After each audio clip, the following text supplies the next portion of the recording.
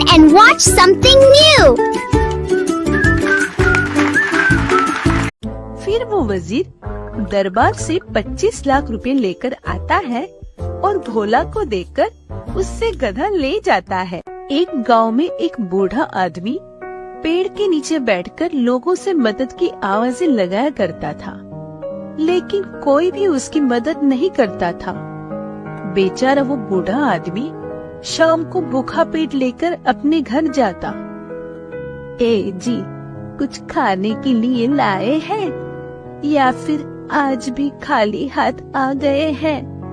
नहीं सुनंदा, आज भी किसी ने खाने के लिए कुछ नहीं दिया। इसका मतलब आज भी हमें खाली पेट ही सोना पड़ेगा। हाँ सुनंदा, बस पानी पी लो और सो जाओ। हमारे नसीब में यही लिखा है। फिर वो दोनों बुजुर्ग भूखे पेट ही सो जाते हैं। अगले दिन जब वो आदमी उस पेड़ के नीचे बैठा लोगों से मदद के लिए आवाजें लगा रहा होता है, तभी एक भोला नाम का लड़का आता है।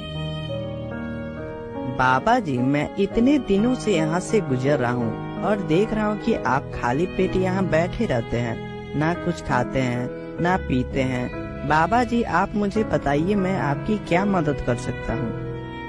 बेटा, हम गरीब लोगों की किस्मत में तो भीख मांगना ही लिखा है, लेकिन किसी को हम पर जरा भी रहम नहीं आता। हम तो कई दिनों से खाली पेट सो रहे हैं। बाबा जी, आप बिल्कुल ठीक कह रहे हैं। यहाँ तो लोग झूठे और धोखाधड़ी लोगों को पसंद करते हैं। बाबा जी, आप चिंता ना करें, मेरे साथ चले। मैं आपको दिखाता हूँ कि झूठे लोगों से पैसे कैसे निकलवाते हैं। बेटा, मैं कुछ समझा नहीं। बाबा जी, आप मेरे साथ चलो, आपको सब समझ आ जाएगी। बस आप मजे से बैठकर तमाशा देखना। फिर भोला बाजार से एक गधा लेकर आता है और एक जगह पर खड़े होकर आवाज लगाने लगता है। गधा गधा, 10 लाख रुपए का गधा, आ जाओ ले लो 10 लाख रुपए का कीमती गधा। भोला की आवाज सुनकर एक आदमी उसके पास आता है। ओ भाई, तू पागल तो नहीं हो गया? 10 लाख रुपए का गधा बेच रहा है? ओ भाई, ये कोई आम गधा नहीं है। क्यों? इस गधे में पर लगा हुआ है क्या? मेरा दिमाग खराब मत करो। अगर लेना है तो लो, वरना यहाँ से चले जाओ। हाँ हाँ, जा रहा हूँ। पड़ा तेरा 10 लाख रुपए का गधा। मुझे तो ये कम, तू ज्यादा गधा लग रहा है। अभी बादशाह सलामत को जाकर बताता हूँ कि तू 10 लाख रुपए का गधा बेचकर लोगों को पागल बना रहा है। ये कहकर वो आदमी वहाँ से चला जाता है। बोला फिर आवाजें लगाने लग जाता है। गधा, 10 लाख रुपए का गधा, 10 लाख रुपए का गधा ले जाओ। ये ऑफर सिर्फ अभी के लिए है। वहाँ वो आदमी बादशाह सलामत के पास आता है। तभी बादशाह उसे कहता है, क्या हुआ हमारे वजीर को? क्या परेशानी है? बादशाह सलामत, आपकी सल्तनत में लोगों के साथ धोखा किया जा रहा है। वजीर, ये तुम क्या कह रहे हो? हमें अपने कानों पर यकीन नहीं आ रहा है। हमारी सल्तनत में हमारे लोगों के साथ धोखा, ये कौन कर रहा है? बादशाह सलामत, एक लड़का बाजार में खड़ा होकर 10 लाख रुपए का गधा बेच रहा है। क्या? 10 लाख रुपए का गधा? वो गधा क्या सोने का गोबर करता है जो उसे 10 लाख रुपए का दे रहा है? महारानी, इस वजह से तो मुझे उसके ऊपर गुस्सा आया है कि आपकी हुकूमत में आपके ही इलाके में लोगों को उल्लू बनाया जा रहा है। महारानी, नौकरों को बोलो हमारी गाड़ी निकालें, हम अभी उसके पास जाएंगे। बादशाह, आराम से बैठ जा। बड़ी तेरी गाड़ी, हॉर्न के अलावा उसकी सारी चीजें बचती है। चल पैदल चल उसके पास। ठीक है महारानी, हम अपने पाँव पर चलकर उसके पास जाएंगे। फिर वो वजीर बादशाह और महारानी भोला के पास आते हैं।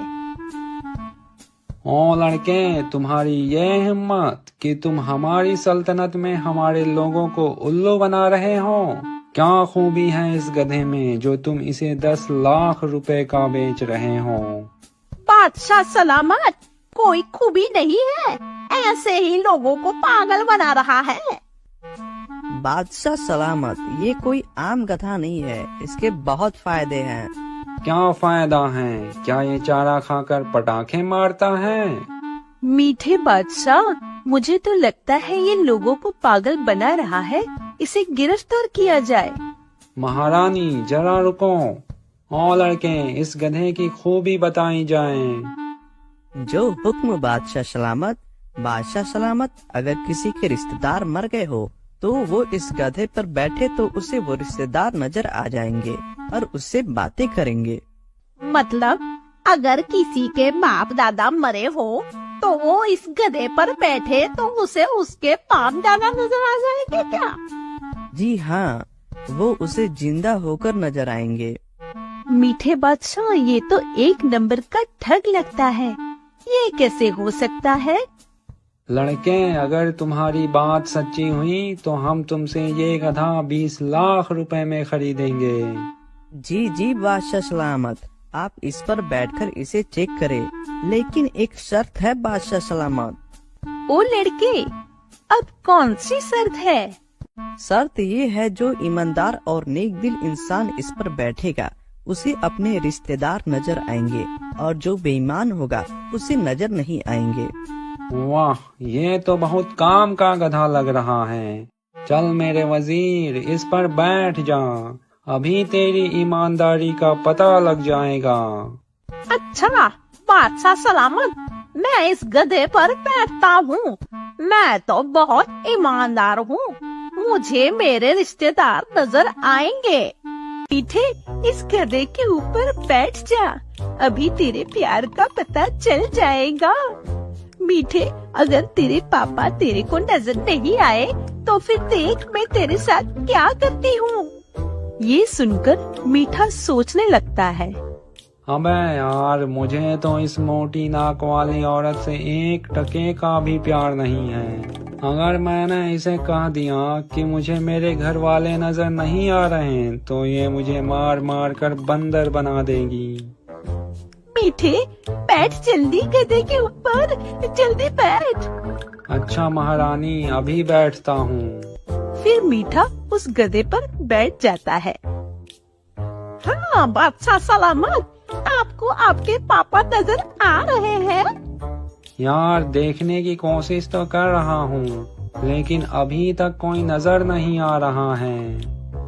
ये क्या कह रहा है मीठे? तेरे पापा नजर नहीं आ रहे?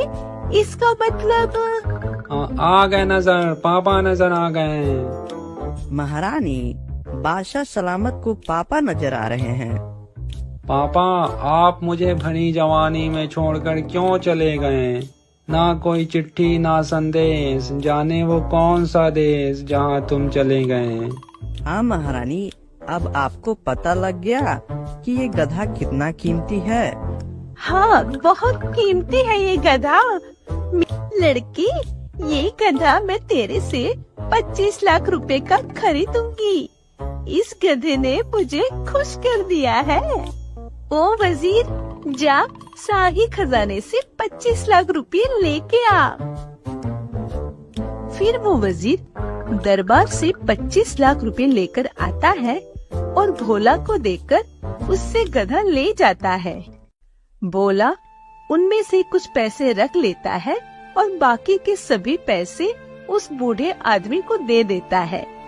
Like, share, and subscribe to our channel for more fun and exciting videos. We would love to have you join our community.